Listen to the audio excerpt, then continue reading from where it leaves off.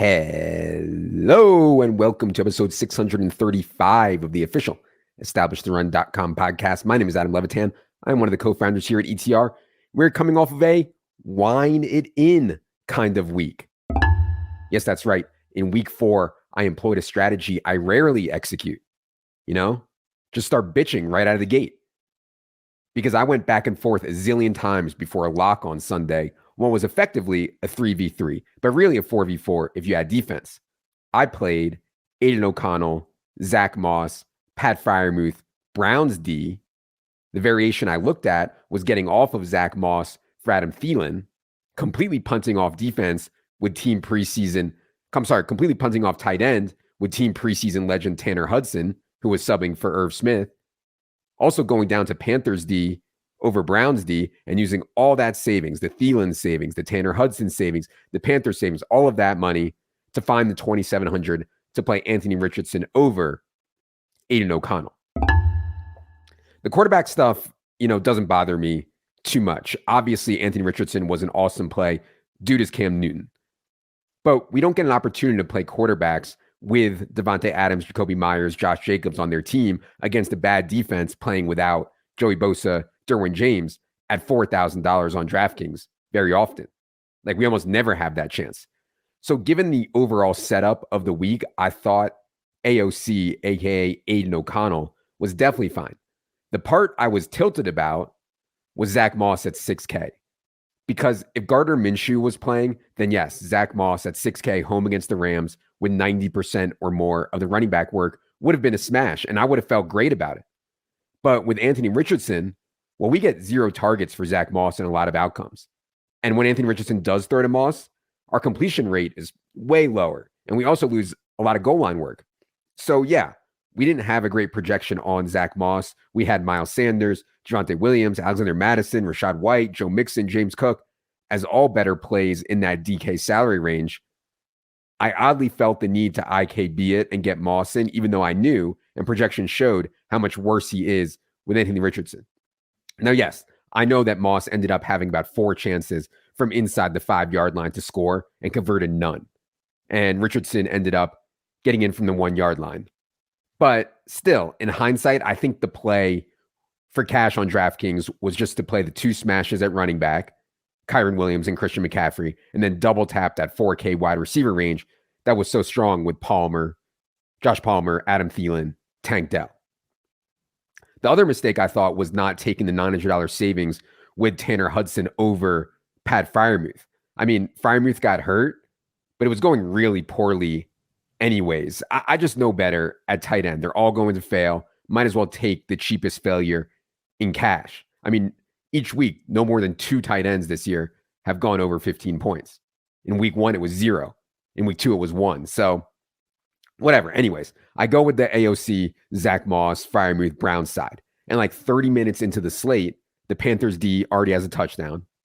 A-Rich is already going ham. Thielen is the constant first read for Bryce Young.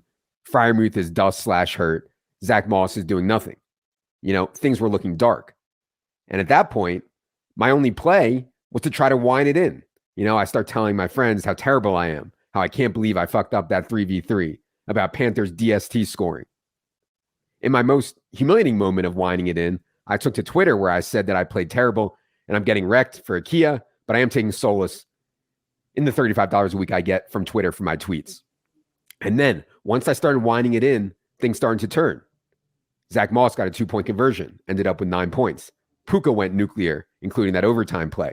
I was really whining it home. A fluky rushing touchdown from Aiden O'Connell, a 50 ball from Christian McCaffrey later, and I whined in my best cash week of the season. And look, not a recommended strategy, a pathetic one, actually. I should never whine, but it's really an art. You got to know when to use it. It only works in certain spots. Oh, one more thing on cash. So this was an awesome week. I thought there were a ton of ways that you could go. There were a ton of quarterbacks that were fine, a ton of running backs that I thought were in play. So I get it. But still, in the $100 single entry double up, Kyren, who I thought was the lock of all locks, was only 63.4% owned. Puka Nacua was only 51.8% owned at 6,700. Christian McCaffrey only 58.1%. And Keenan Allen, who I know didn't have a great game, but I did think he was a lock, he was only 72.4%. So generally, I thought it was super encouraging for the state of cash that all those percentages came in relatively low. And a lot of that flowed through to head-to-head also. Oh, last thing, just general comment. I think I messed up that 4v4, but I still won on the week. And people, idiots, but people still will point to that and say, see, this is all just luck anyways.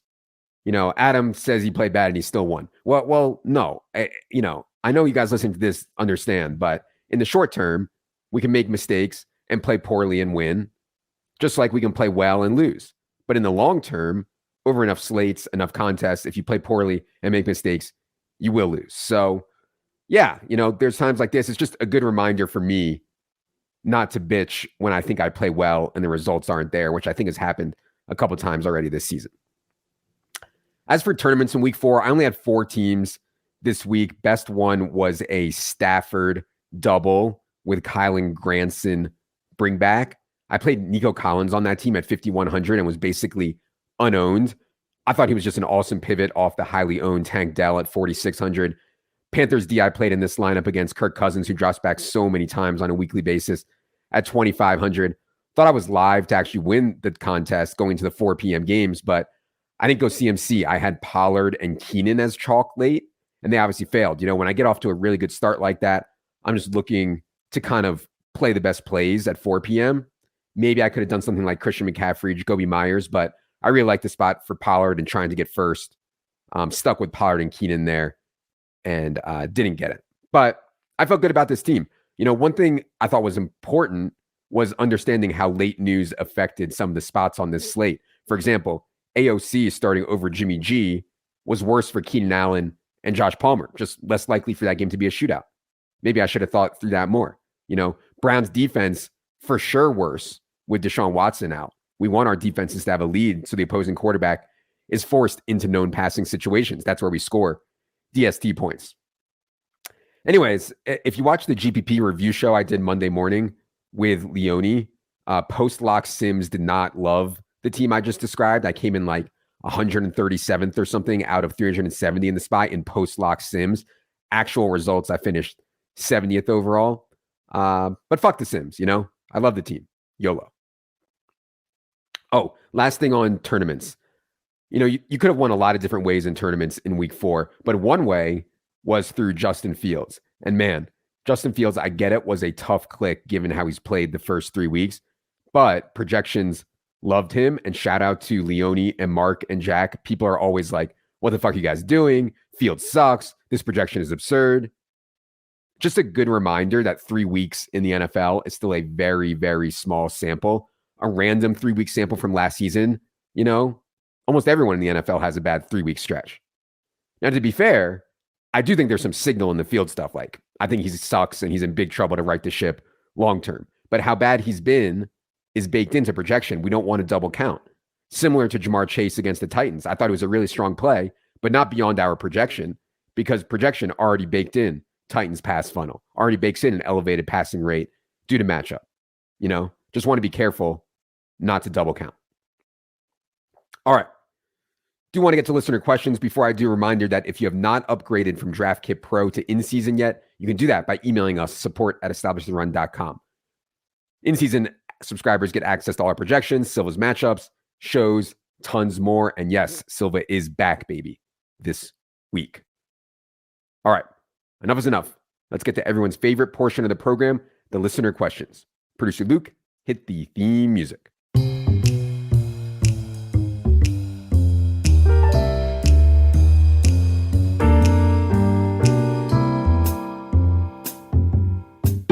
All right, appreciate the questions from everyone. Going to do a 6-pack today. Question 1 from Burr10. What is your stance on leftovers? Is there a threshold for taking food to go after a sit-down meal at a restaurant? And how long do you keep it before throwing it out? Yeah, couple parts to this. Good question. First, I would say this. If you're on a date and you are a male, you better order something you like. Because for the love of Christ, you cannot take anything home. Like, if you're on a date and you ask for a box to take home food, you might as well ask them to pack up your genitals as well, because you won't be needing those. Shout out to Jerry. Now, in other situations, non-date situations, I don't really want to take food home in that spot either. Asking for the takeout box, it's just so humiliating. I'd rather starve. It's either one of two things in that spot. One, you ask for the to-go box and suffer the humiliation of being so weak you couldn't finish your meal. Or two, you have to tell the waiter you didn't like it, and then he/she feels all bad, tries to bring something else, give money off the bill, whatever, have the chef come over to talk about it, apologize. I mean, just a nightmare. I can't face that. So in that spot, I want to tell the waiter, listen, man, this is not on you. This is on me. I chose the restaurant. I ordered this dish. Let me take some personal responsibility here. It's my fault. I don't want a box. I don't want to talk to the chef. Just let me be on my way. So the truth is that I almost never bring home food from a restaurant. It's just all too anxiety inducing. I know I'm deranged, but I just can't do it. Question 2 from Nathan. He says, I live in a state where sports betting is not legal, but I keep a close eye on betting lines. I'm going on a work trip this week to a state with legal sports betting.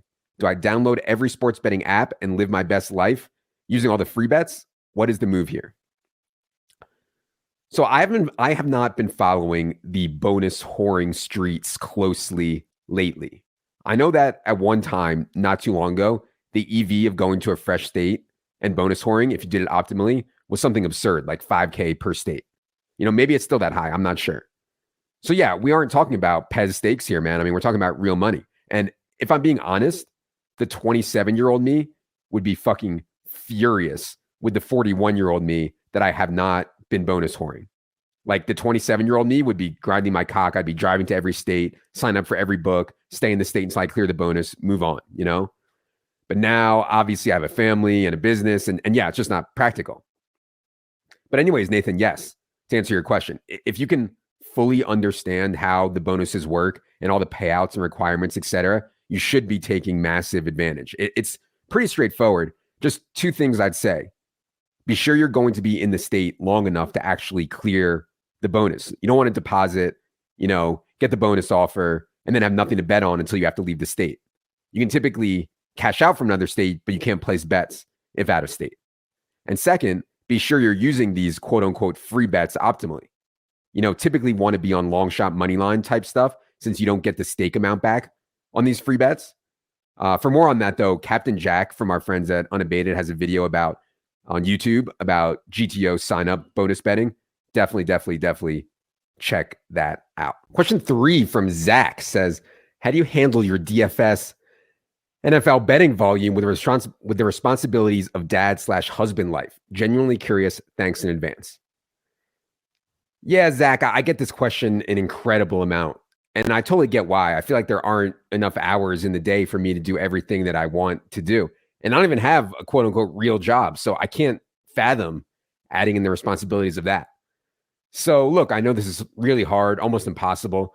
I'm currently, as we speak, doing a terrible job of it. But with anything in life, I really think the worst thing you can do is be meh at everything. Like, okay, it's football season, work is crazy, et cetera, et cetera. So now I'm just doing a meh job being there and present for the kids. I'm doing a meh or probably worse job being there and present for my wife. I'm doing a meh job with work stuff. And, to me, that's like the worst case outcome. In an ideal world, there would be no time overlaps, right? When I'm with the kids, I'm 100% with the kids. When I'm with my wife, same thing, no distractions, I'm there. With work, when I'm on it, I'm fucking on it, doing the best that I can. Obviously, that's ideal. No one can actually execute that in reality. So yeah, I'm always just trying to bucket time, hey, 5 to 8 p.m., I'm 100% with the kids. Saturday, I'm 100% with the family. Sunday, I'm 100% working. I know that's not great, but I hope it helps. No great answers other than figuring out a way to make the day longer. And if anyone can figure that out, please get in touch with me. Question 4 from Shay says, what's your least favorite part of the industry you're in? Yeah, Shay, depends what you're asking about. In terms of actually playing peer-to-peer skill games like poker and DFS, I really just love it. I can't really think of stuff I really don't like about it. Yeah, I know that there are scammers and people trying to cheat, but I find all that, part of the game, all part of what makes it fun. Have to keep your head up. And look for spots where you could be getting cheated. I mean, if someone invites me to a home poker game, it seems like there's even a 5% chance something shady is going on. I don't play. I guess my least favorite part of playing, I would say, is having to listen to whining about bad beats or getting fucked somehow in DFS, but whatever, that's not a big deal. Now, in terms of business stuff, in terms of the content game, if that's what you're referring to, Shay, I mean, there's a lot I could qualify as my least favorite part. I'd say my least favorite part is that to a lot of people, it's hard to distinguish between what we do versus what other people do. Like, to my parents or anyone not really in the game, I'm the same as Vegas Dave, right? It's not their fault. They're not deep in this stuff, so they don't get it. But it's still shitty. So there's so many people in the content game that are just straight clowns, have no idea how to win, have never had to win because for whatever reason, people trying to trick others into a get-rich-quick scheme. But, I get why people have a hard time distinguishing between that. I get it. I know that we do things the right way. I'm constantly trying to tell people what a realistic expectation is. But all that just gets drowned out by the constant winners, or here's the can't miss single game parlay, or I'm 47-10 in my last 57 European soccer plays. Come by my winners. All that nonsense, it just drowns out any like actual thought or anything realistic in this space. So yeah, it's shitty. And my kids are going to go on the internet one day and I'll get lumped in with everyone else. And honestly, maybe I deserve that. Maybe the line between what we do and what I do and what the scammers do is grayer than it is in my head. I think it's pretty black and white, but the problem is that you have to be really, really in the weeds to know that. So again, I get it. Question 5 from Jonathan. He says, some friends want to do shrooms again for the first time in decades. I have 3 kids under 3, #team unprotected, and will not be joining. In fact, I don't even want to hang if they're on that level and I'm not. Can you sell me on hanging with them while no shrooms? There's a few things to unpack here, Jonathan. First, 3 kids under 3. I mean, is that even biologically possible? I mean, what you're saying is that you were back to fucking within 1 to 2 months after the first and second kids were born, while you have multiple infants in the house? I mean, that's a wild scene, man. That's some real National Geographic shit. Second, why wouldn't you do shrooms with them? I mean, if you have the window to escape 3 kids under 3 for like 8 hours, I can't really think of a better play than shutting off your phone, going deep into nature, and doing shrooms with your boys. You'll come back to the hellscape that is 3 infants in a much, much more positive mental space. I really do think that.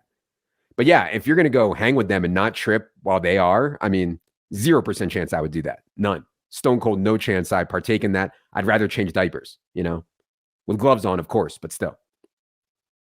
All right, question 6, last question we're going to do today comes from Jake Mason. He says, when will ETR acquire Gender Labs LLC and rebrand to Establish the Cock?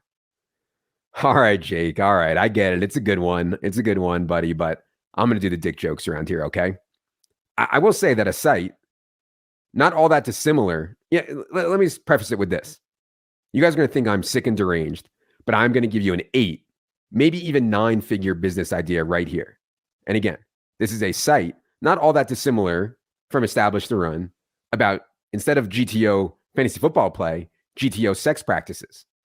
And I know that, some kind of form of this shit is already out there, but I assume it's all really like sleazy videos and nonsense. I'm talking about actual data on various positions, adjusting strat for different types of women, backtesting different foreplay techniques, live streams, Q&As. And then, of course, you have all that hardcore data, nerdy stuff. But then you have the fun stuff like we do on social for ETR, other fun marketing things. $100 million exit on that business. Easy game. You're welcome. All right. Thanks for tuning in to this week's solo pod. Appreciate you all. Be sure you stay tuned to this podcast closely as it will get crowded over the next few days. Waivers show, team by team, Silva's back for rest of season top 150. And I plan on doing an awards betting market show on Thursday as well. So stay tuned to this feed. For Jerry, for Producer Luke, I am Adam. Good luck, everybody.